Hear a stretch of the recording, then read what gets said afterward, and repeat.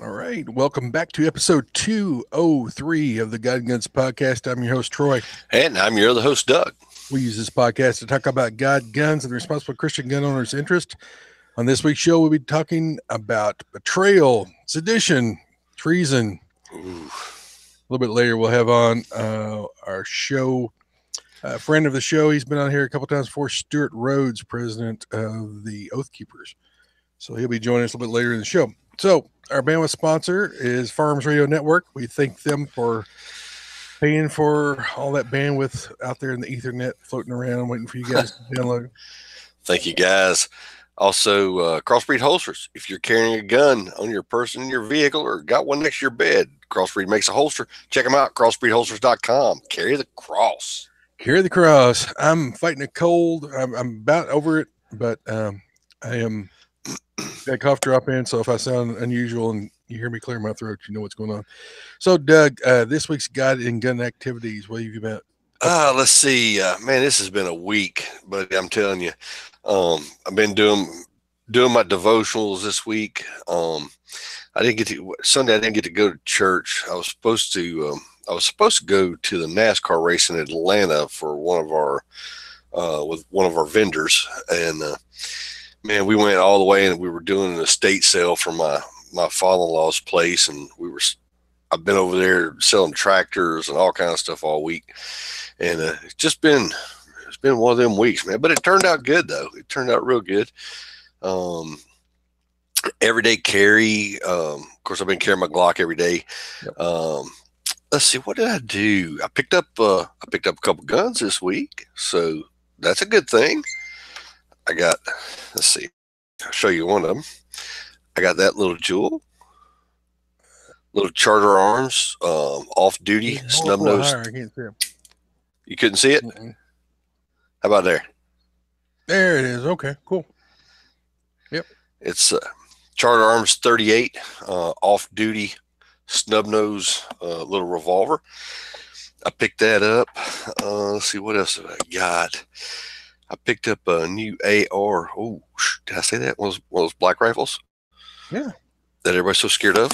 I picked up one of those with it's got a Vortex Viper scope already on it, cool. And it's bad. So got that. I picked up. I don't even want to say how many rounds I got, but I got a lot. Let's put it that way. I got a lot of ammo that I picked up, and I'm picking up. Huh? You got a lot? I got a lot. I did. A lot for me, anyway. And I'm picking up a lot more this weekend sometimes. So doing a little stocking up. You know, you say, I watch the news, man, and wow. I know. I don't even know. I used to like Fox, and I still do at times. But kids run it. I watch Fox and Friends in the morning, and they just been saying stuff that's irritating. You know, they was talking about that boy that shot that school up. They're like, oh, they went to his house, and he had like 500 rounds of ammo.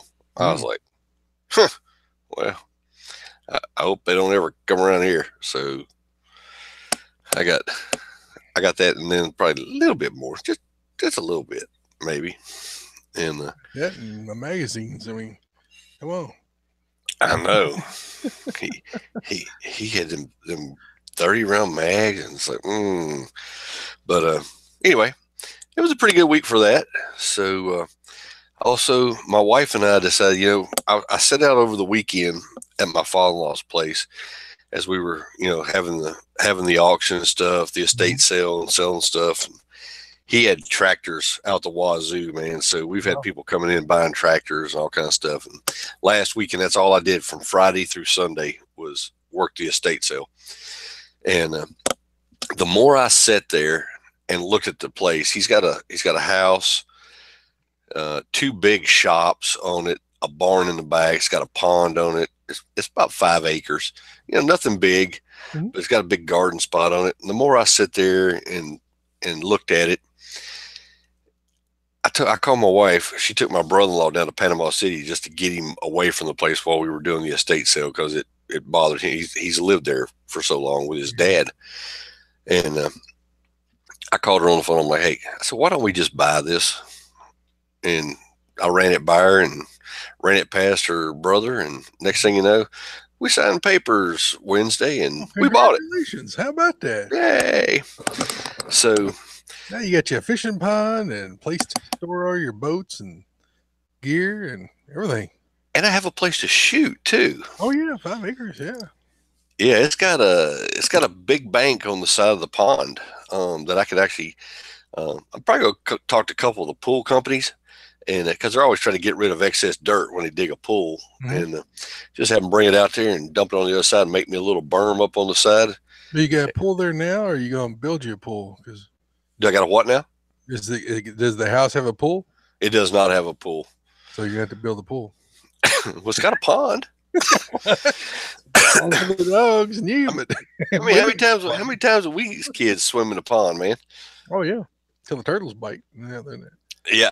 Oh man, I was out on one of the tractors tonight. There's a little garden spot there. It was a pretty good sized garden spot. It ain't little, but I had the tractor out there with a disc on it, and I was discing it up, and I was piddling mostly, and I looked down at the pond, man, and like 6 or 7 wood ducks got up off the pond and flew right over me. I was like, "Oh, you boys just don't even know. You're in so much trouble when duck season comes in." You wouldn't shoot your resident wood ducks, would you? Yes, sir. Heck yeah. You wouldn't have them to look at and call and play with. Yeah. That's okay. I could put them on a smoker. But it's a pretty place, and we about got everything worked out and that's awesome. Figured out. So we talked about selling our house here, and I was like, you know what? I said, why don't we just keep it, rent it out, and just have a positive income coming in from that a little. But the main thing is I ain't got to make a house payment no more. That's true. So I figured, somebody else can rent it. They can build the equity up in the house for me, and it's like a savings account to me. Yeah. So why not? So passive income is the way to go, man. That's it. Cool. Is that all your stuff? That's about it for me, man. It's like I said, it's been a heck of a week. So on the God side, I was sick Sunday, so I didn't get to go to church. Well, I probably could have went, but everybody been avoiding me like Typhoid Mary. But I was hacking my head off, and I thought I'd be more of a distraction than anything else. So I stayed at home and slept. And let's see, Wednesday night did training for the 2 new recruits for Wednesday night. So I did some more training with those guys. They're up and going. I think they'll be fine. Excuse me. To do things, to run, that aspect of what I need them to do. So it's gonna be interesting to be able to have actual help now. So it was nice. We actually had 5 people show up Wednesday night, 2 for the training and 2 other guys and myself. So we were over covered with staff, which was good, but I don't want to make anybody think they're not needed. So we're kind of scared to go that straightened out. So it's coming together. It's good. On the see what else to do. Of course, daily Bible study, homeschool. We do a devotion in the morning with our kids. We homeschool, so I do the devotion, or my wife will read it, and we discuss it and break it out for the kids. And so we do that every day. And then been listening to a lot of John Piper sermons, just because I've been sick on and off and trying to get past February. Let's see. On the gun side, daily concealed carry. I'm taking the ham radio class tomorrow, or I'm taking the test tomorrow. I'm taking the tech first. If I pass that, I can turn around and sit down for the general, and then we'll try to pass both of them tomorrow. Gunner and I took that tactical medical class last Saturday. And how was that? It was good. It was very good. It was pretty much a refresher for me.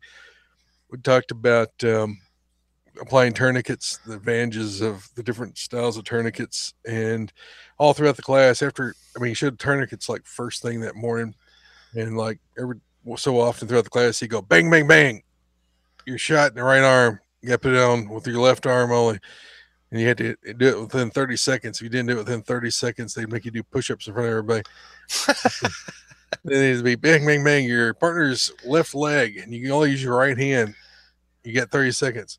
And so by the end of the day, both my arms and both my legs were like feeling like they didn't have any life left in them because I put the tourniquets on both of all four limbs several times, or Gunner put them on me several times throughout the day.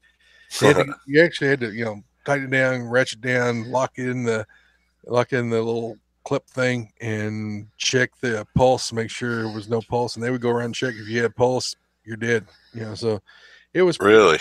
it was good training. And then they talked about packing wounds. We simulated packing wounds on a piece of beef that was slit open, and they had a pump right in there to run simulated blood. You had to get in there on top of that leak and plug that up and then put pressure on it and demonstrate you knew how to do that, wrap up the wound. Nasal phalangeal tubes shoved up your nose and all that stuff. So we learned all the the basic stuff you can do without being a EMT or a doctor. Uh, so it was good for Gunner. He was like, "Man, I want to take another class." So Did he? he's wanting to take the pistol class coming up. So I'm getting him signed up for that, and I'm signed up to take that unarmed close quarters battle class, and then there's another class the next day called Surviving the Fight. I'm taking both those classes on March 24th and 25th. That's through Bulwarks, the same ones that did this medical class, and then also it's Raven Defense is working with them on that second class. I didn't get to week lift this last week, and I feel awful. But I was so sick and just coughing, snotting, and dizzy. I'm like, I'm not going to try to go to the gym. I'm just going to fall over and kill myself. So I didn't get to do that. Got some more parts in from my Glock build.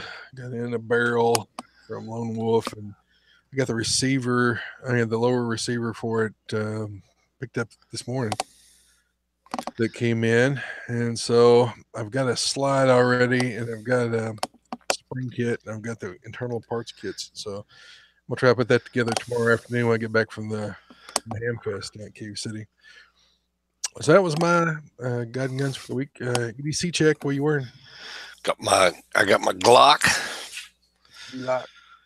Glock 19 Gen 4, and let's see, I got Hornady critical duty ammo in it. Cool. I got my Kershaw knife in my pocket. What else do I got? Before I came in here, I took my extra mag out of my pocket, out of my Gideon from Crossbreed. I put that in there. It's tough sitting on a wooden chair with that thing stuck in your back pocket. Mm-hmm. What about you? What you got? Usual suspects. Glock 19 Gen 3. I've got the Swear slide on it for the RMR. And let's see. Back up is the Glock 26 pocket holster. I've got the STOG, the Student of the Gun Enhanced Lifesaver. Plus, I've got an additional Rat's tourniquet, and I've got another blood clot bandage impregnated with blood clotter stuff, so you can stick it in the wound. I'm carrying an additional one of those. Knife light, Surefire ED2 Defender light. I really like this light. Other than the clip, I don't like the clip because the clip keeps getting deformed, and I keep having to re-bend it. But its memory is really bad. So it's a great light. It's 600 lumen, and it's been beat over, dropped. I even lost this back tail switch cap while I was out on the farm on the tractor somewhere, and called up Surefire, and they sent me out one the next day. It was there in 2 days, so nice. They got a good warranty, and then no questions, no problems, just what's your address, and they sent it right out. What's your address? Comedy Corner, what you got for us? Comedy Corner. Let's see. I got one tonight. I don't think I've done this one. It's called Legs. A woman comes home late one night and quietly opens the door to her bedroom. From under the blanket, she sees 4 legs instead of just her husband's too. So she reaches over the corner, grabs a baseball bat, and starts hitting the blanket just as hard as she can. Once she does, she goes out in the kitchen, gets a drink. As she enters, she sees her husband there reading a magazine. He says, "Hi, darling. Your parents came into town to visit, and I told them they could stay in our bedroom. Did you say hello?"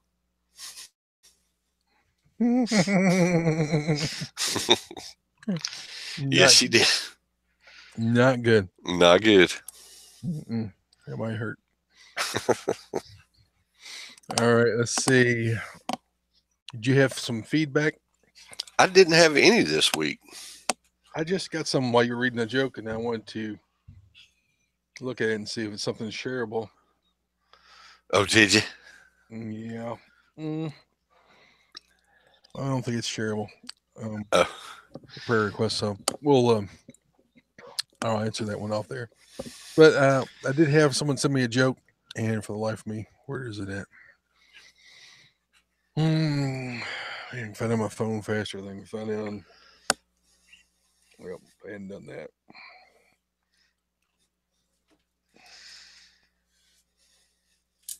Boom. That one.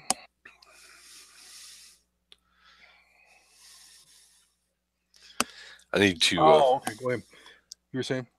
I was going to say on my EDC check when I'm at the house, I need to start including my Labrador attack dog for my alarm system. They had so you had a couple of emails, a couple of Facebook things. This one was talking about he was talking about stupid Chicago laws. He said he lives it, and not Chicago, but well, it's probably because of Chicago. Talking about the Illinois FOID card, the FOID card, Mm-hmm. the firearms identification card that they have to have in order to buy ammunition. Yep. The card only costs $10, but if you lose your card or if you change your address and have to get a new one, it's $80 to change the card. What? Yeah, he said it's the most stupid thing. To go and just get you a new card. I mean, like if you were a new person applying for a card, it's $10. But if you do a change of address, it's $80. Well, that just seems a little backwards, eh? Yeah, yeah. It seems like they're trying to keep you from getting a new card, right? Or getting a new address change, or. But guys, Michael, he said, he couldn't believe how stupid it was that they had this law or they had this fee that was so outrageous compared to what the original cost of the card was. And I said, well, maybe we need to have a stupid laws in your state segment. So everybody, it's got stupid laws, stupid gun laws in your state, stupid requirements. Send those to us, and we'll read those to shame the senators and the representatives of your state, the governor. Although I don't think they really care, but no, we'll laugh at them anyway. I was gonna say New Jersey will probably win about every time. Man, those guys got it bad up there. Yeah, they do. New York, New Jersey, Massachusetts. Yeah. I got a bit in my mouth, so excuse me. Try not to cough on y'all's ears. All right, so the Bible verse this week is coming from Psalms 20, verses 6 through 9. I don't know if I can do this with a mint in my mouth. Spit it out. Now I know that the Lord saves his anointed. He will answer him from his holy heaven with the saving might of his right hand.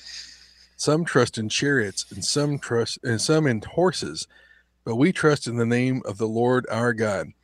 They collapse and fail, but we will rise and stand upright. O Lord, save the king. May he answer us when we call. Again, Psalms 26 through 9. It's just another remembrance that our guns don't really matter in the fact of in the eternity of time. If we're trusting our ability to shoot our way out of a attack, and then that will not work. There's other Bible verses that apply this too. That unless you trust in God, it doesn't really matter how many swords you have or how much defenses or strong men you have. If God isn't with you, then you're going to lose. So we need to remember that the fight is God's fight. If we're righteous, if we're followers of Jesus, if we put our faith and our trust in Jesus alone for our salvation, our eternal salvation, and put our trust in Him for our daily salvation,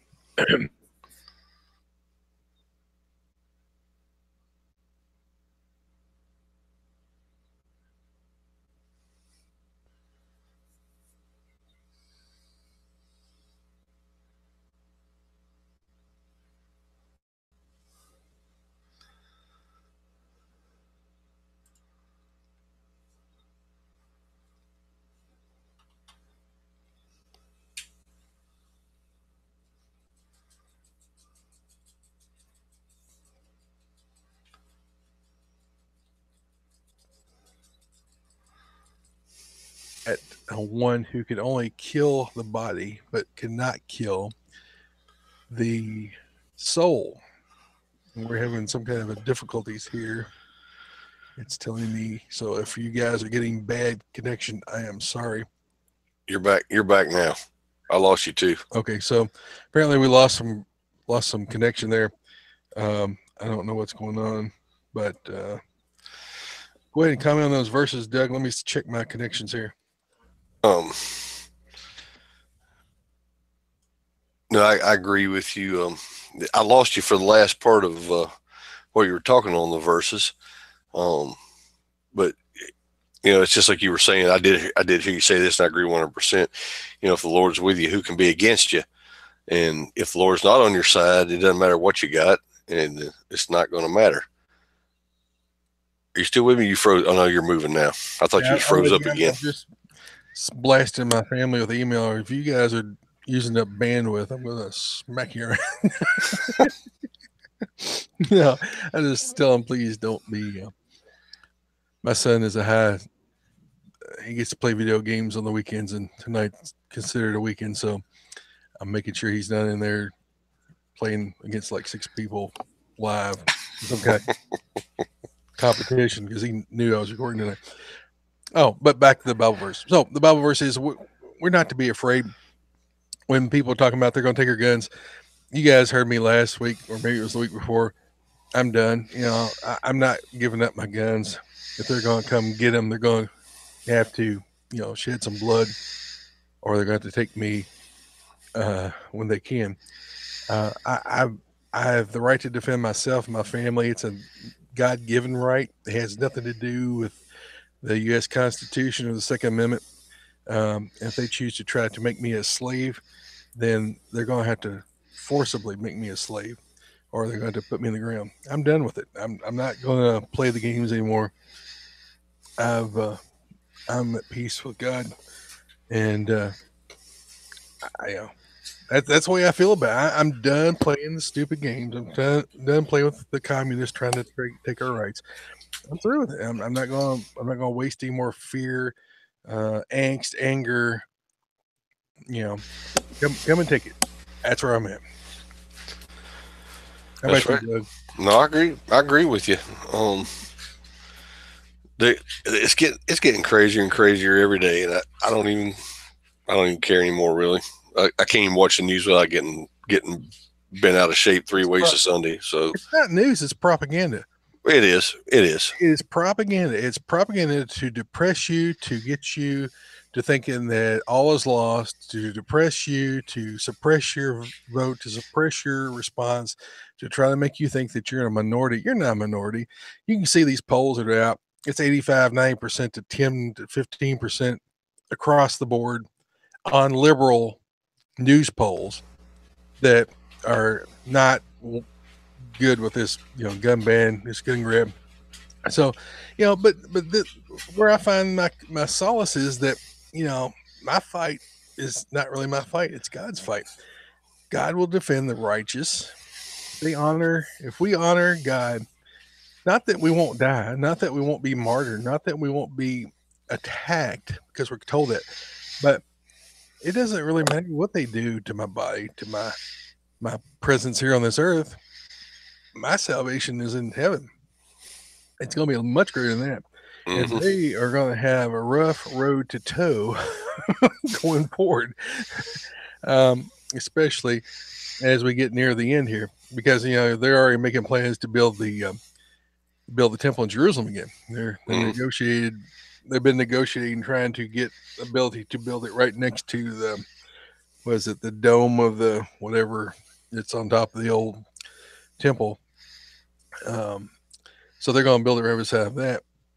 We know after that is built, prophecy says that the um, the devil will bring in his antichrist, and he will be um, proclaim himself a deity, proclaim himself God in that new temple, and then all stuff is going to go flat every which way because that'll be the beginning of the end Hmm.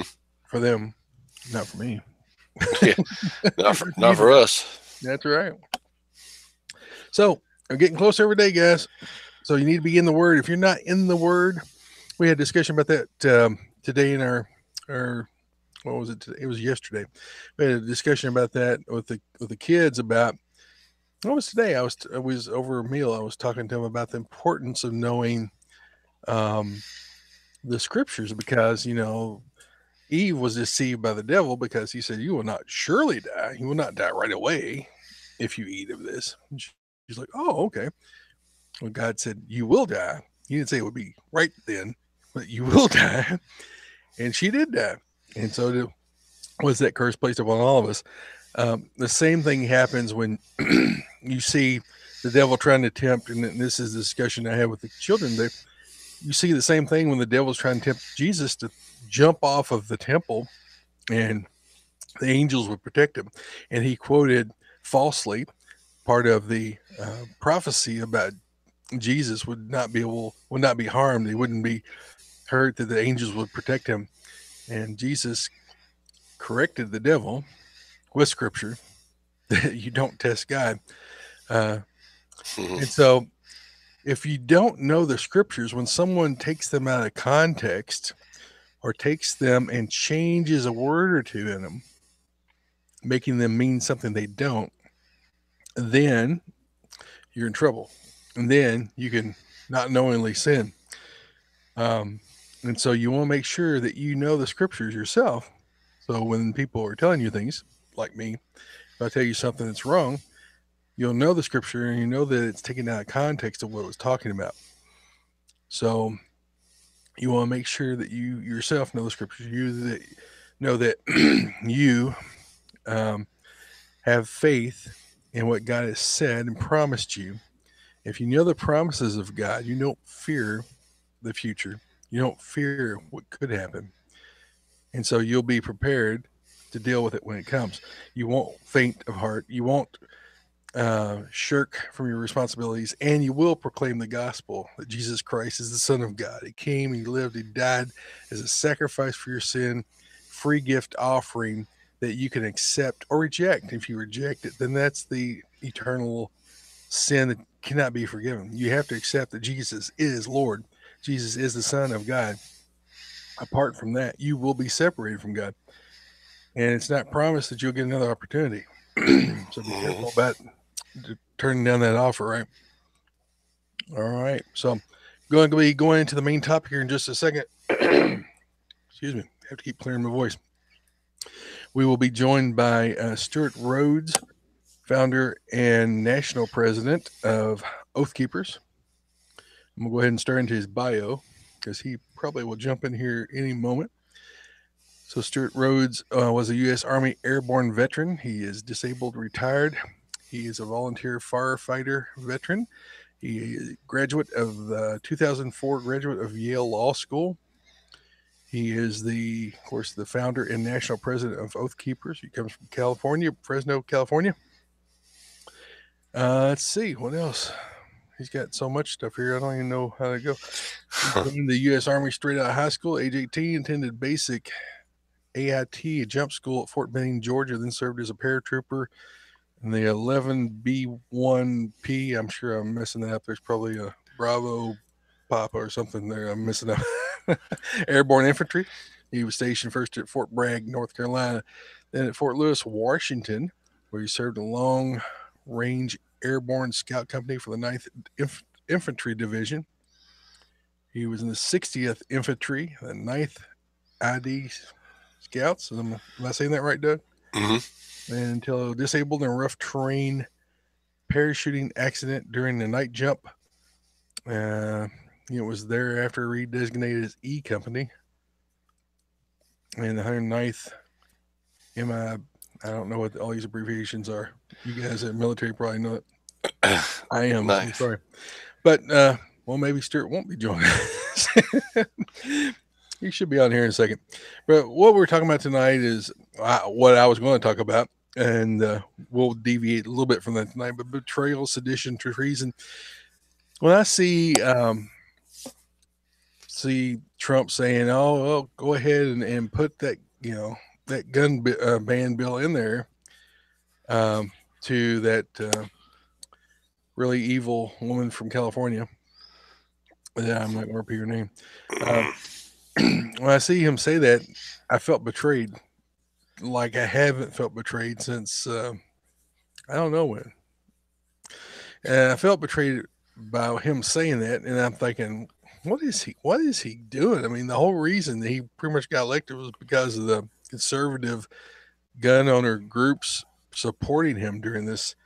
And I'm going to check my email, make sure Stewart did not have problems. Nope. He didn't say any problems. So assume he'll be in here in just a minute. So I felt betrayed, and then I'm thinking the media is committing sedition. They're trying to undermine the Second Amendment of the Constitution, which is undermining the Constitution, Mm-hmm. which is what all these congressmen took and president took an oath to uphold and defend against all enemies. They're supposed to defend the Constitution because the Constitution is what makes up our republic. If you guys understand republic is government by rule of law. And the rule of law is the Constitution. And when they go outside that Constitution, they are acting outside of their authority, and they're going against the limitations that were established and that they swore an oath to defend and protect. When treason comes involved, and I got into a discussion this morning with the Class 3 dealer that I deal with, who had my lower receiver. We were talking about treason. He said, well, it has to be a declared enemy. So it has to be somebody we're actually at war with. So treason really doesn't apply in this situation. Only person that would be close to being able to say treason would be if we were at war with, I mean, I know we're at war with terror. I don't think that's ever been declared over with. So we're still fighting in Afghanistan and parts of Pakistan, I think, and I don't know, over in places that are pretty much nobody knows what's going on over there now. It doesn't get played on the news. I don't know. Are you keeping up with it, Doug? I mean, I try to. It's been going on since what? No, 91. So we're 17 years into this war on terror, and there's no end in sight. Pretty much everybody who was a leader in those countries has up and gone, been killed, removed from office, thrown out of office, drawn and quartered in the whole region over there throughout this mess. And a lot of our military guys coming back and like, so why did I go over there? Because it looked just like it did when I left. And why did I lose an arm or a leg, or why did I lose my buddies? And I know a guy here locally that is really dealing with that. He has lots of injuries and he had a lot of pain. He's in constantly. And he's like, why did I go serve? Okay, this is Stewart. Go ahead, Doug, and comment, and we'll see what Stewart needs here. All right. I can tell you one of the things I was watching the other day. I saw Trump make a comment. I don't know if you saw it or not, but he made the comment about just going in and confiscating people's guns, and then I think the quote he said, "Go ahead and take them, and then we'll figure it out later after the fact." And I'm thinking, when he said that, I mean, that really got me the other day. I was like, I cannot believe he is saying that.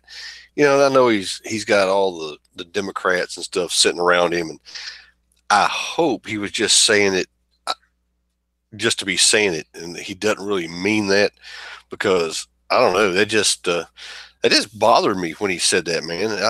I've liked him all the way up to that point, but when he started talking about that, yeah, I didn't care for it a whole lot. No, I mean, the rule of law, the Constitution, you have due process. Due process means you have the right to know what your charges are. Mm-hmm. You can't have things taken away from you without showing some just cause to be able to remove your right to be able to defend yourself, or your property, or your right to vote, whatever that is. You have a ability to appeal any kind of decision, and amongst your peers. It's not something that just gets thrown out the window because it's hard to find cause. But I mean, there was plenty of just cause for them to take this kid in and have him checked out. I mean, what, 36, 39, some kind of visits to his home. Yeah. The FBI had 3 different reports to them to check this guy out because he sounds like a school shooter. Right. You had teachers and classmates report to the police that this guy needed to be checked out. Family members reported he needed to be checked out. So you had all these people doing what they were supposed to do, tattletale on their friends, neighbors, and relatives that are acting goofy or dangerous. And yet all those things that already are being done or are allowed to be done, not taking them in for mental evaluation, taking them in to question them to see where they're at. All those things were ignored or weren't done. And sometimes I don't know if it was on purpose or if it was on, it's just hard to say. I mean, when you see who that sheriff's friends are down there, Wasserman Schultz, I mean, she should be in prison for life. Yeah. Probably had, okay, we got a technical issue here. So go ahead and talk a little bit. I was also, you talking about all the Democrats and stuff and the crazy nonsense they're doing, but I was disappointed a little bit too. Well, I'm waiting to see how this is going to play out.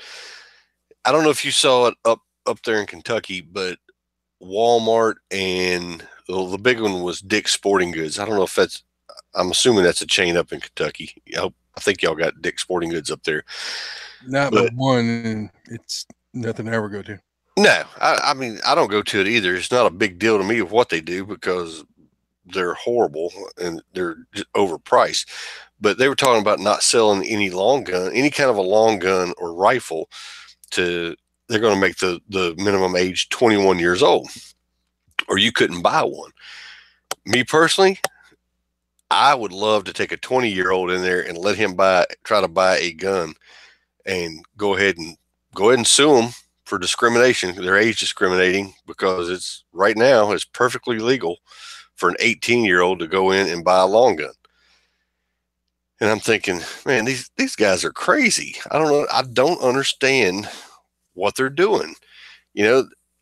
Somebody took, what was it, up in New York? They took a Home Depot truck and ran it through a crowd of people and killed a bunch of folks with a truck. Well, they didn't go to Ford or Chevrolet or whoever had that truck and try to sue them and stop everybody in the world from getting a truck because of what some idiot did. They wrote it up to what it was. An idiot or mentally challenged person that did that. They're just bad in their heart. That's all there is. And it doesn't matter what the device is. If somebody wants to kill somebody, they're going to do it. It doesn't matter what it is.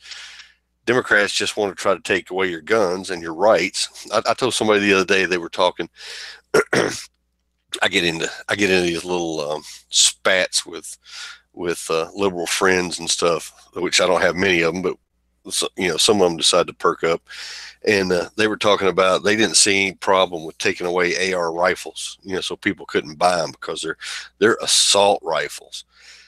And I'm like, okay, well, I said, what if they decided to take away your right to go to the church you go to because they don't believe that Catholics are right, and they just decide they want to take that away, or they want to take away your freedom of speech and tell you can't say certain things just because you don't like it or you don't agree with it. And they're like, oh, well, they can't do that. That's in the Constitution. I'm like, really? I said, what do you think the Second Amendment is, fellas? And they don't understand it. I don't get it, Troy. I really don't. No, they've just been lulled into believing whatever it is the media throws out there, or they've seen in movies and TV, to the point where they don't really think for themselves anymore. They they don't. Um, I don't know. It's getting almost so depressing. I try not to even watch the news anymore. Um, I really don't care. I saw a little piece by Phil Robinson the other day, and he had an AR-15 sitting next to his chair, and he was saying the weapon is not the problem. That's nothing. It's nothing. And he pulls his Bible out, and his Bible looked really cool. I mean, he had duct tape around the binding on it, and I mean, you could tell, he uses that's his everyday Bible, and he uses it. And he made the comment that if more people got into the Bible, they wouldn't be worrying about that AR because people wouldn't be doing things with they shouldn't be doing. All right, it goes back to our founders stating, our Constitution was made for a moral and good people. It wasn't made for wicked people to run. It's made for moral people to run the government. It's set up for that way, that they're self-governing. I mean, that's the whole thing about the U.S. Constitution. It's a self-governing document. Mm-hmm. It's set up for people who are morally good. You don't need a whole lot of laws because you know what the capital punishment type laws are. You know all those felony type crimes, and then the high crimes and misdemeanors of the politicians. So good people know good from right from wrong. And if you stay in the scriptures, the primer of most schools was the Bible. If the primer, the main source document that you studied off of was the Bible, in the schools today, kids would not be acting like they do, not knowing right from wrong. They would know right from wrong because they'd read the Bible. They would have learned how to read using the Bible. They would have learned moral right and wrong. They would learn government from the Bible. They would learn justice from the Bible. So that would have not been something that's a problem as it is now. Hey, Stewart made it. There he is. Sorry about that. No, you're great, man. You're great. I put my phone on Wi-Fi and was able to access Hangout. Oh, awesome. Let me turn you up a little bit. I'm having a little bit of difficulty hearing you. I'll turn you up just a little bit. Can you hear us okay? Yeah, I can hear you. I'll just talk louder. Oh, no, that's fine. I can control your volume from here. So we've done your bio. So you've already been introduced and explained. Stewart, we're glad to have you here. You're just a wealth of knowledge, and I really liked your challenge to the Oathkeepers this last week, and maybe even the week before, about getting out there and protecting those schools, since it appears our government officials are somewhat lacking in certain areas of the country. Go ahead and tell our listeners, what that challenge was, and what's spawned that, or what is it that drove you to push for that? Well, what it was a call to action for our members across the country to go out and overwatch the schools, just as we overwatched the recruiting centers a year ago. And for a very similar reason, there you had DOD policy, insane policy, disarming trained military service members who were recruiters, right, and not allowing them to defend themselves. Our guys posted outside recruiting offices across the country and made sure they were protected after the Chattanooga terrorist attack. Well, this is a similar situation. You've got a artificial killing zone of defenseless children Right. with adults who are not allowed to protect them, not allowed to go armed to protect them. In direct contrast, what you see in Israel or Switzerland. I mean, Israel, you got female school teachers with M1 carbines hung over their shoulders because they know it's necessary. And we're in the same kind of situation now. So until they fix that, I feel honor bound. We all do, to go and make sure we do our part. And what we'd like to see is, trained, qualified teachers, the guys like retired cops, military veterans are a no-brainer. Have them qualified to carry concealed and figure out how to do that. You can have retention holsters, even concealed. And you can have lock boxes, however they want to do it. But it needs to get done. They should also be putting us retired military and police in there as reserve officers. I'll volunteer. So, but that's not happening. Mhm. Until it does, we feel the next best thing is make sure that we're at least on the perimeter of the school, so we act as a deterrent. And in the worst case scenario of an active shooter, I'll go in, even though I know it might mean jail time. I'll have to rely on a jury to nullify. I would hope they do that. But imagine if any of us were standing outside of that high school there in Florida and gunshots rang out inside. I'm going in, and I know that's our cops the same way. I mean, that you think that that people who took that job on would understand that that's sort of what's expected. If you're going to be in that role, you're going to have to stand in the line to protect. I mean, even just doing church security, I'm not comparing myself in any way to a cop, but I'm saying as church security, I'm expecting that I'm going to do whatever I can to keep evil people away from the children and away from innocent people. So, I mean, you sort of have to, and maybe, but I don't know. I've heard some say that they were told to stand down, and well, apparently, what I'm hearing from some of our cops who are looking into it is that they were ordered to not go in without body cameras on, and supposedly that's why 3 of them stayed outside. The resource officer, now he's saying that he thought the gunshots were coming from outside. Our cops are calling, bull on that. They look at that, they see his absolute failure of his duty. But you're right. If you take on the responsibility of being an armed protector, especially of children, you have a duty to defend them or die trying.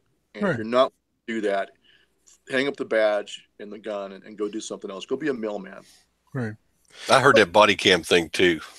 Yeah, that's what we're hearing. But, it doesn't make a difference why. If it's a direct order, it's an unlawful order as far as I'm concerned. No one tells you can't go save kids. Same goes for some stupid law. And I know there are some people out there like, oh my God, you're asking people to go and do something illegal. What I'm saying is be a deterrent, because that'll probably take care of most of it. Yeah. But if it's the worst case scenario, and every single time, I don't care what the scenario is, if I know kids are dying, I don't care what the law is. I don't care what the consequences. I'm going to go. What do you think those parents of the kids that you save are going to think about it? Do you think they're going to care that you broke the law to go in there and save their kids? Yeah. No, and I would use emergency as my defense. And like I said, that's why we have juries too. That's the whole point of a jury. The founders in their genius understood that a jury is there to be a check on stupidity in the law, and injustice. That's why it's there.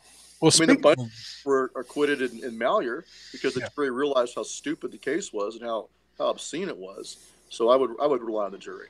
Yeah, I was just getting ready to say the Bundys are a prime example of how that was jury nullification of that whole case. It was just, I wish it would have happened sooner. I wish they could have got justice sooner than what they did. That was ridiculous. They drug it out for so long. Right. But that's, but to me, that's a secondary concern. Yeah. I would rather be dead than to know that I stood by and let kids be slaughtered. After that, I wouldn't want to even live anymore. So I wouldn't care what happened to me. So, that's the highest priority. Otherwise, what are you? You're a man, you defend people. You're a man, you defend children. Otherwise, you're not a man. You're something else. Well, we know that Jesus said that no greater love hath a man than to lay down his life for his friends. And so that would definitely apply in this case, that if you're a believer, you're going to, I'm talking about the audience here. If you're a believer, you already know where your salvation lies. It doesn't lie in this earth or anybody here. It lies in Jesus. And so we already know where we're going. So I'm ready to stand in that gap, right? I'm ready to defend. And maybe the case is this guy just didn't know just didn't have that that confidence that he knew was been a cop. No, when he died. I mean, especially not a resource officer at school. Yeah, it's not the right job choice for him. You know, some people just don't have it, and that's okay. Like I said, go be a mailman.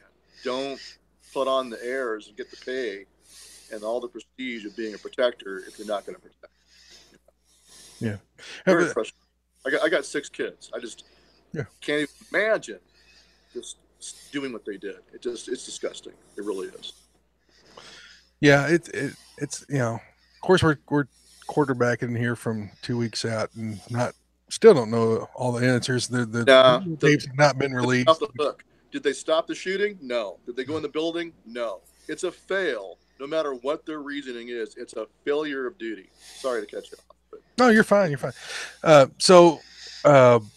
Body armor. The guy comes in with body armor. The guy comes in with AR in a bag and puts it together in 30 seconds and starts shooting. Sounds a little weird to me. I don't know. What do you think about that? I don't really know. I mean, hey, anybody get body armor? I got body armor. Mm-hmm. So I don't 19-year-olds don't usually talk in that. So I don't know. We'll see.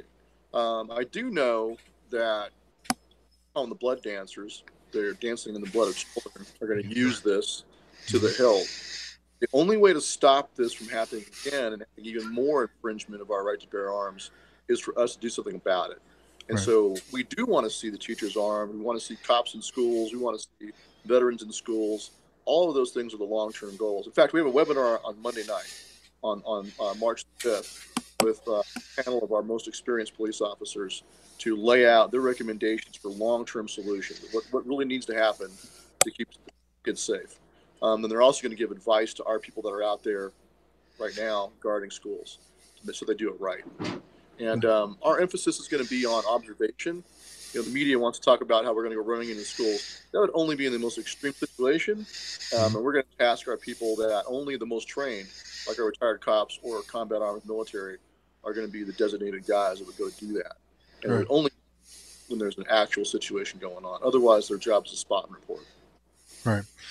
Well, I mean, just the physical deterrent. I mean, just being present. I think that's going to run off most of these 99% drugged up snowflakes. That, I mean, every one of these guys got drug problems, and they're all prescription.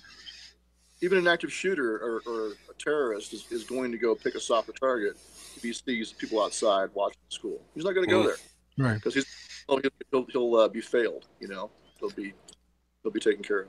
Well, the point is, why do they keep hitting schools? Because they know that there's nobody there going to shoot back at them. They got an easy target. They can go in and do whatever they want for a few minutes, and either give up or shoot themselves, which they do 90% of the time. Right. Yeah, that's correct.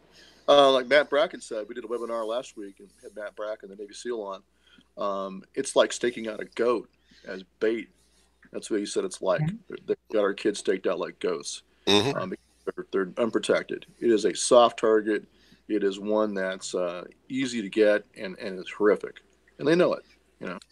I mean, Bill Clinton put this mess in play back in the 90s. And before 1999, there weren't like any school shootings. I mean, if it was like a domestic violence husband and wife kind of thing. It wasn't going in and shooting kids. 99 was what that was called Colorado. Columbine. Yeah. So, I mean, but what was it, 94, 95? Bill Clinton pushed that through. And the way they do it's that the federal funding for education was going to be withheld unless they made these schools gun free. Right. Of course, all that comes from Eric Holder. You can go back and find Eric Holder's speeches about making guns uncool and making them a pariah for everyone. And so he pushed that through his office because he was working for Bill Clinton at the time. And he was pushing that through all these government agencies to make these gun-free zones, which is pretty much setting them up for kill zones because there's no protection there. Kentucky had a county just this week said, "Hey, we're voting to arm our teachers," and so they're going to arm the teachers and they're going to have armed guards until the teachers are trained and ready. So there's ways of doing it. The funding seems to be always the hang up for everybody. But I see these $1 million schools built all over our county here. I mean, we've got 4 new schools built within the last 10 years that have to be in excess of $15 to $20 million of expenditure. Why? I mean, put locks on the doors at least. Double lock the doors and control access would do more than what they've doing so far. But leave the doors open and not have armed police there. I mean, my thing is, if you're going to make a place gun-free zone, then you have a duty to protect those people inside of that gun-free zone, right? And if you don't protect those people, then you're liable civilly and criminally, I would think, for not providing that protection. So I don't know. It just blows me away. Then it's just this coordinated effort between the media and the left politicians and where these kids came from. They have their own websites and sell their own T-shirts and all this stuff within 2 days. This is the agenda. It's intentional. Like you said, they created the problem. It's a Hegelian dialectic, right? They created the problem, and this is their solution.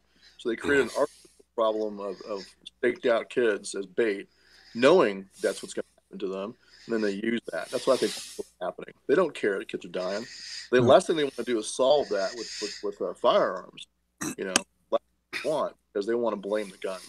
So they don't want to do what Israel does. The common sense thing is just look over at Israel, who are dealing with Islamic terrorists for generations now, and look at how they solved that problem. It's been solved.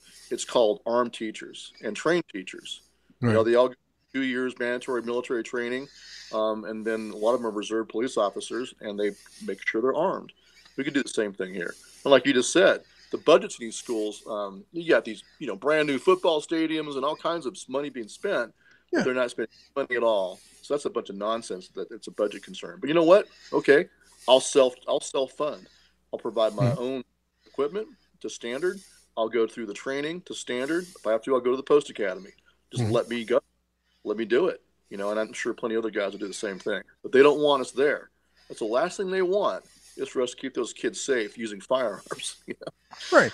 I mean, the whole idea about saving children, if it just saved one life, well, how about we get rid of abortion? That would save a lot more children, right? If they were really true about wanting to save children, then they would also be against abortion, but they're not. Well, they'd also let us protect the kids. But, point well taken. Yeah, they don't really care. They don't really care. What they care about is their agenda, and that's the thing about, like Matt Bracken said, a radical leftist Marxist is going to lie. It's just all about their end goal and their cause, and necessary. They'll lie and they'll do whatever it. Well, socialists are the same way. They're just one step back. I mean, well, as Matt Bracken or it was Mike Vanderbilt, the guy that started the 3%er movement, he said a socialist is just a communist who hasn't found his AK yet. That's right. And Nazi Party, National Socialist Workers Party, right? Right. Most people try to blame that on the right. Oh, he was a Christian. No, he was not a Christian. He used Christianity. Whenever he could. He used the church. Used the Catholic Church. Right. Well, most of them were occultists, right? Most of the Nazis were actually pretty deep occultists. Oh yeah. That mysticism and ancestry worship and all kinds of stuff. Well, we're getting off the track, but think of Dick's Sporting Goods saying they're going to stop selling those evil black rifles. I thought they stopped like 5 years ago. Well, but now they're mandating it. I think it's Field and Stream that was still selling it. Some of the other stores, but they just went out and just pretty much declared war on their own customers. Yeah. Just, I told Troy a minute ago, we were just talking about that before you came on, that if I knew a 20-year-old that really wanted a gun, I'd take him in there and let him try to get one and be denied, and then sue him for age discrimination, because it's not a law that says you can't have one. Right. That's a good point. I mean, they're putting off children becoming just to let them have any kind of rights except for voting. I mean, they'd like them to vote at 16 if they could, but they don't want them to have any right to own a gun, or they want. You go to the Marine Corps and go fight and die overseas, but you can't own a firearm here in the United States. Yeah. I mean, I think that if you're 18 years old and you're in the military, you need to be able to buy a pistol or a rifle or a shotgun or whatever you want. Yeah. Have a beer, for crying out loud. Yeah. Whatever they want. I mean, if they're going to be dying, standing up for the country, they should have the same rights as anybody else. Yeah. Okay, so tell us what's going on with Oathkeepers. I know you got the thing coming up on the 5th, and I want you to promote everything you can about what's going on with Oathkeepers today. I would encourage folks to watch the webinar and come out, even if they don't feel trained enough or competent in their skill sets to actually be armed outside of schools. Just come out and support us, or come out and protest. Have signs that say, "Arm the teachers, let the veterans and the police and cops in the schools, let them protect the kids," things like that, and then push in your school board meetings and push in your town council meetings. Same mantra. Why is it that a qualified retired cop, if he ran into the school, would now be guilty of a felony to went in and save kids' lives? Something is wrong with that. Right. And one thing that needs to be modified pretty quickly, which would be pretty easy, is LEOSA, the Law Enforcement Officer Safety Act, which was passed after 9/11 to allow retired cops to carry concealed across the country. The entire point was to have retired police officers being able to carry, despite state and local laws, so that there's more public safety, more of an effective anti-terrorism deterrent. But not in LEOSA does not apply to schools. Now, why is that? It makes no sense. So let that cop who already is under LEOSA, let him go into school if he needs to. I mean, that's one thing that can be changed right now by Congress, to let the qualified cops who are already out there, retired cops, let them go into the school and defend the kids. Just a no-brainer. Right. I mean, so things like that you can push for. I mean, the politicians are protected by guns. I mean, your courthouses are protected by guns. Why can children not be protected by guns? Yeah, exactly. So you got money being protected by firearms. You got jewelry stores and banks and all kinds of places like that. Right. But the most precious treasure we have are children. No, don't protect them. Leave them staked out there like a goat, so that anybody can come kill them whenever they want to. And then of course, what they do is then they'll jump on their phone and dial 911 as fast as they possibly can to get a guy with a gun to come running to the scene of the crime 5 minutes later, 10 minutes later. It's amazing. They put that sign on the door that's got a picture of a Beretta or a Glock or whatever with the circle around it. That's going to protect the kids, because, everybody's a law-abiding citizen. They're going to obey that, They keep wanting to make more gun laws and legislation. We got laws and legislation out there already that they're not following. How do they think they're going to enforce more? Well, no, exactly right. No suicidal mass murderer is going to obey any law. and also, exactly. And even if you sucked every gun out of this country with a giant magnet, look at what happened in France. The Charlie Hebdo killings, the assault on the theater, all done with AK-47s that were completely illegal in France to own, brought in and smuggled in from the Middle East. If you really want to go and be a mass murderer, you can find weapons on the black market. MS-13 will sell them to you. The cartels, you name it, they'll find it. So we were just talking a few minutes ago about it. You don't even need a gun to do it. The guy rented a Home Depot truck up in New York, and ran down the sidewalk mowing down people left and right and killed a bunch of people. Or there was an attack in Japan. A guy, I think he used a short sword or a long knife, killed a bunch of kids. But they don't talk about that. No, you can't legislate evil. I mean, the only way you stop evil is with the good guy that's got a gun or whatever stronger weapon. Like one of our police officers said, that's exactly how it's been from the dawn of time. The only way to stop evil men is with force. You gotta clear your leather and drop him. That's the only way. Yeah, and you need to be training. So you need to get trained if you're going to try to defend someone in a close environment with lots of people around. But even unarmed, this is back to the Israelis. They teach the students to just throw everything in the room at the guy: chairs, desks, laptops, book bags. When the guy comes to the door, he's getting pelted with everything, and then people are swinging around to the flanks and charging him and taking him down. That's how they train to do it in Israel. So even if you don't have a gun, if you have the right mindset, you can do, cowering in a corner, waiting to be shot, or being in this big mass of flesh that makes it easy is also stupid. But that's the conditioning of our kids, and on top of the gun-free zone stuff, is to be helpless victims, and violence is never the answer. You know, Right. it's like the Eloy in the Time Machine movie. Remember that? Yeah. Where they're completely helpless. They're conditioned to be helpless. Mm. Well, so you've been on a couple times on our show. We appreciate you coming on. I want you to reach out to tell our listeners about if they are a former military LEO, how they can join and become an Oath Keeper themselves. Well, actually, our membership program is full membership for those who are military, police, EMTs, firefighters, search and rescue, any kind of first responder. If you actually have been or are currently someone who goes out there and puts his life at risk for the community, that's a full membership. If you're not, but you still want to help, you join as an associate member. Although I always tell all the associate members, just go join a local volunteer fire department or search and rescue. Go become a first responder, and then you can be a full member. So basically, anybody can join, just whether you're a full member or associate. But we don't treat you any different though. So we welcome folks. And right now we're having a membership special. It's like $29 a year.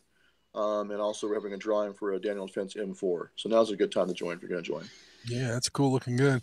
Saw that on there. Yeah, I joined as a life member, gosh, it's been 4 or 5 years ago now, I guess. And I try to support it all I can. And so I told you I was taking my ham test tomorrow. Yeah. You guys get your all squared away? I haven't done mine yet. Challenge. No. Yeah. I mean, my defense is I was busy. I was gone for 3 months. Texas, Florida, and Puerto Rico. I know you've been busy. So that's ironic, but no, I haven't got it yet. Right. Well, I haven't got it yet either. I'm just going to go take the test tomorrow. I'll let you know. You can do it. You can do it.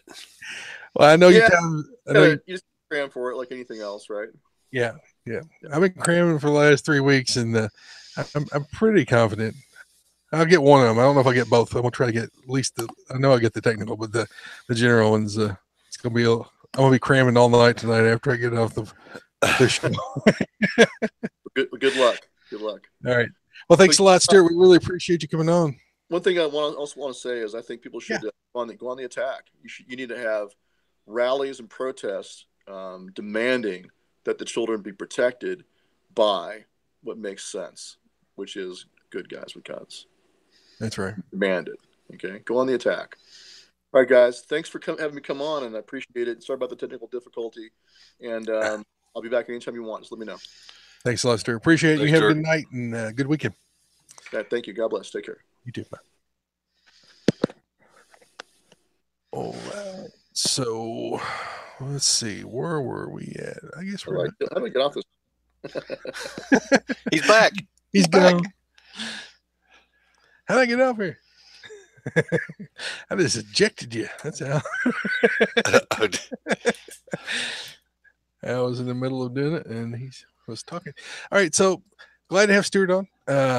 I support the Oath Keepers. It's been a firestorm in the media, man. They hate Oath Keepers. Oh yeah, they hate anybody that's going to stand and uphold their oath to the Constitution, and so that's why I like to have him on. Anytime I can get him to come on the show. If you're not an Oath Keeper, you can become one if you're military, as he said, or police, or firefighter, first responder, EMS. And if you're not any of those things, he said you can join the local fire department or search rescue squad, or you can actually pay a membership fee like I did and join up. So I got my card. I'm an Oath Keeper. Yeah, Doug's Oath Keeper. He's a real one because he was ex-military. Absolutely. I'm just doing them old citizen boys. So, yeah, that's pretty much covered that topic. I've coughed all over everybody's ears tonight. I'm so sorry. And I have not been looking over here to see if you guys are talking. Looks like, Bill Donovan is giving us his call number, call sign. His ham sign. His call sign, so I'll know his.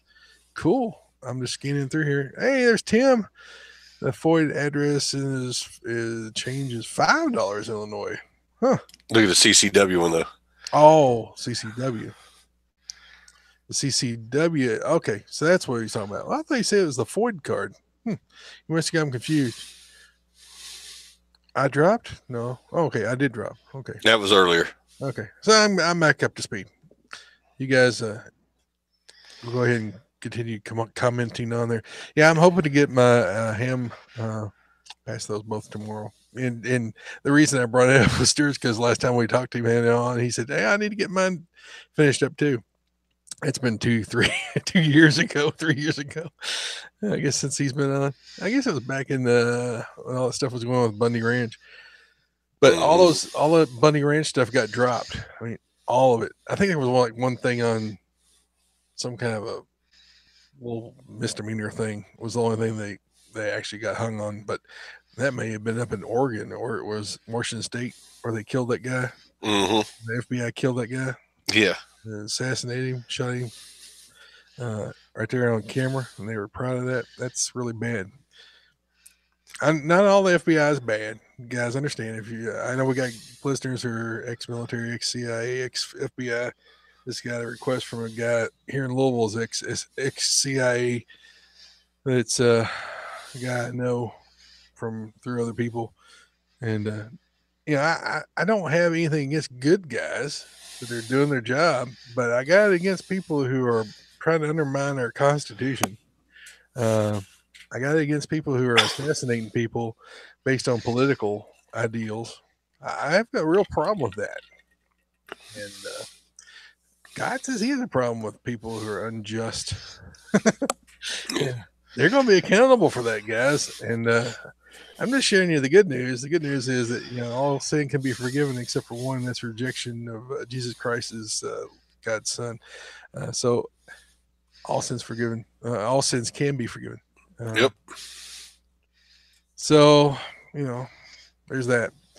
Okay, so betrayal, sedition, treason. I'm gonna wrap that end up. You got anything else, Doug? You want to plug in here before we roll off that subject?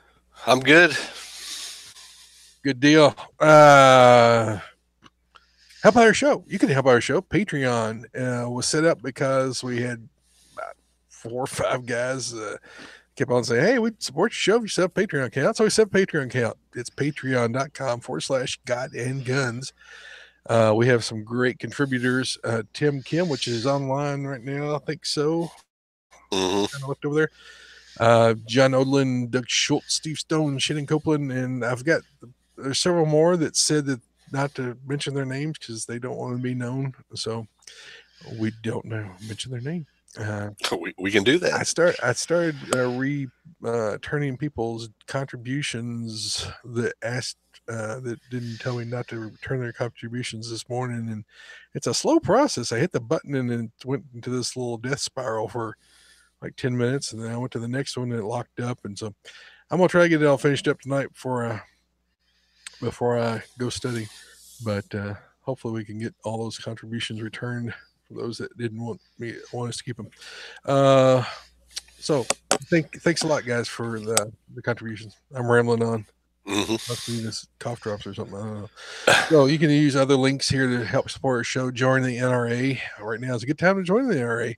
Yep. We need as many members as we can throwing a fit and calling their congressmen and their representatives and their governors and their local state representatives and their local state senators and throwing a fit, like Stewart said, about arming up these schools, protecting our children, either putting armed guards there or letting people carry. There is no excuse to not have protection for those children, and to make them sitting ducks is unconscionable, and we need to be on top of that, everybody.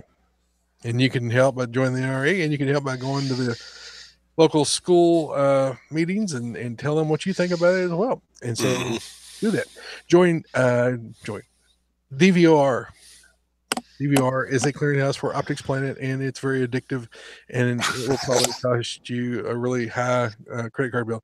But it's got the coolest, cheapest stuff out there that you can find. Well, not the cheapest, but the coolest stuff, gun stuff, and scopes, and just everything. Click on our link, please. If you don't click on our link, then we don't get anything from them. If you click on their link, we had 2 people this week click on the link and purchase something, so we appreciate that. Cool. DeVore link, you can find it in our show notes. Laser activated shot reporter, coupon code GANDG. You get 10% discount, and you can download it within just a couple of minutes of being on their site. And it is cool. And we need to get, I keep saying we need to get John here. I did send John an email. I haven't heard back from him. They've got a new system now, and I don't know anything about it because John hasn't got back on here. So John, get on here. Hoplite Armor affiliate, our buddy Lyman Bishop up there in Montana has Hoplite Armor. Ran into him at SHOT Show. It's good catching up. I've been texting back and forth with him. Excuse me, I'm cough again. Excuse me. If you need body armor, check out Hoplite Armor. If you use our link, we'll get some money. If you don't, we don't. Zija, I use Zija. The reason I use Zija is on guidingguns.myzija, ZIJA.com. If you want to know about Zija, you can see why I take it, why I use it, why I love it. Crossbreed holsters, Doug. Crossbreed holsters, the most comfortable holster you can possibly wear. Troy and I support them 100%. We both carry with the Super Tuck Deluxe. Actually, was showing a guy at work. He came in and asked me what kind of holster did he need to carry his gun in today. And I pulled up Crossbreed holsters. I said, check these guys out. And he's going to get one. He looked at it, liked it, and so he's going to be picking one up from them. There, like I said, our link, so we get some money. Oh, I did, absolutely. And so he's going to pick him up one. Comfortable holsters, man. Most people don't carry because they got a holster that's not comfortable to wear. So if you're not comfortable wearing your gun, you're not going to carry it. Right. So get something comfortable. They got everything you could possibly think of. You can put them in your vehicle, next to your bed, in a pocketbook, on your person, inside the waistband, outside the waistband, on your belt. And speaking of belts, they got belts too, and they are super nice belts. Lifetime warranty on all their stuff. Go check them out, crossbreedholsters.com. Also, Axelson Tactical. If you're looking for a precision AR or pistol or even a knife, Jeff and the guys over there make all kind of neat stuff. The rifles are spot on, accurate. I mean, you're not going to find a nicer gun. Everybody talks about, I always hear people talk about LaRue Tactical and all these other guns. They're all fine too. I tell you, Axelson Tactical makes a outstanding product. Go check them out, axelsontactical.com. And if you find something you like on there, which you will, use our promo code GODINGUNS, and they will give you 10% off on me and Troy. Awesome. Antirius Alliance. We are Antirius Alliance Life member. If you would like to know more about Antirius Alliance, you can click on the link or just Google Antirius Alliance. And it is veteran-owned companies and patriot-owned companies that are working together to promote each other's products and to support our veterans through different organizations. There's a multitude of different organizations that they're now supporting for our veterans. So check that out. NRA Armed Citizen, Doug, what are you up to? NRA Armed Citizen today comes from Fayetteville, North Carolina. Police believe a Fort Bragg soldier shot and killed a man attacking his wife Tuesday evening, according to WTVD. The shooting happened just before 10 p.m. in a home in Fayetteville. The suspect was pronounced dead at the scene. The wife was reportedly outside smoking a cigarette when an unknown man approached her, pulled a gun, and forced her inside the apartment. The husband, who was upstairs, heard the commotion and shot the suspect when the attacker pointed the weapon at him. Military people around here, they're going to have guns, the property manager, Donna Quillis, said. You can't just go knock on the door and expect not to be met with a gun when you know there are military living there. And I support anybody who carries a gun to protect themselves. The shooting is being investigated as a homicide. It's not yet known whether any charges will be filed. And that came to us from KLTV. KLTV. That reminds me, Wednesday night, I was at church and I was I would take turns walking them around and doing patrol outside the church just because it's dark, it's raining, and want to make sure that nobody's out there trying to get in people's cars and stuff. So we were walking around, and one of the student assistant leaders was standing in the doorway of the student center, holding the door open on her phone because someone went out to their car and she was going to let them go to the car and come back. And so I walked all the way up right behind her. She never saw me, never heard me because she was on her phone, playing on her phone. I grabbed the door real quick and jerked it, and she jumped. And they're like, "That's why you don't leave the door open." Mm-hmm. And she's like, "Oh, okay." I know she thought I was a jerk, but I made the point. She understood she shouldn't be on her phone while she's standing there with the door open to all those kids. I said, "It's a good thing we're out here." Exactly.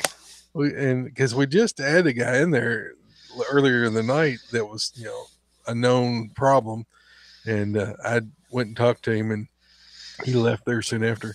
But you don't stand there with the door open to 50 kids that are innocent, unarmed kind of situation. You're back to the door, holding it open on your phone. You gotta be aware of your surroundings. You gotta be aware of what's going on. As one of the leaders, they should know that. They shouldn't be standing there like that. Mm-hmm. I don't mean, I'm not trying to be a jerk, but you can't turn your back on the world. You gotta watch what's going on. So there's that. I just wanted to throw that in there because when they said standing out there with a cigarette, it's about the same thing as standing out there with the phone, not paying attention. Somebody walk right up on you.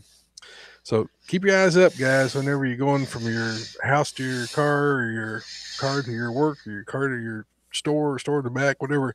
Put the phone in your pocket. Don't walk out in the street. Don't walk to your car with your phone out. Put it up. Keep your heads up looking around so that you won't be an easy target, because they're looking for somebody to put their head down their phone. They can walk up, knock them in the back of the head, and take their purse, take their wallet or whatever. Yep. You just got to keep your heads up. Y'all know better than that. You know better. Y'all know better than that. All right. You got anything else, Doug? I'm good, man. You may over here got anything? Any of our listeners over here? I don't see any comments. Early one I remember is 1993, Grayson, Kentucky. Oh, that was a shooting. Yep. I don't remember that one. You remember that one? Yeah, Pike County is the one I was talking about earlier. I don't know about. Yeah. Yeah, Pike County is one that just Bill was saying that that was one that just passed a law for the teachers to be able to carry guns. Yep. Good on them. I mean, yeah. Texas is already doing that too. They've been doing it for a while. But see, the thing is that the federals are going to threaten to pull their money out. See, that's the first thing that ought to happen is the Senate and the representatives, they get together and say, no, we're not going to be pulling people's funding because they're trying to defend their children. That's just evil to do something like that. Yeah. That's something that Bill Clinton would do or Hillary Clinton would do. They're going to participate evil to make our children less safe. Excuse me. I'm getting righteously indignant. Okay. Wrapping it up. Send your feedback to Troy at GuyGunsPodcast.com or Doug at GuyGunsPodcast.com. Please tell your friends about us. Leave us an iTunes review and like us on Facebook at Facebook.com/GuyGunsPodcast. Subscribe to us and follow us on YouTube. And the YouTube link is in our show notes because I'm not going to repeat all those numbers. Upper and lowercase and all that stuff. Follow us on Twitter at Guiding Guns Pod and search for us. Search for us on Instagram too. Search for us on MeWe if you want to do gun trades. Our website is guidinggunspodcast.com and it is working. The homepage is working. The links on some of those things are still messed up. Yep. I've been working on that. I've been posting up some older shows, trying to get that up and running. I've got to figure out what's going on with the links. Maybe if I had a computer expert like Doug, he can figure out what's going on. He's buying houses. He ain't got no time for that. I know. So until next time, have a blessed week, Doug. And keep your guns close, but keep your Bible closer. Good night, guys, gals, and whoever else is over here. Anybody else comment? Good night, everybody. Good night. Adios. Thanks, Stewart.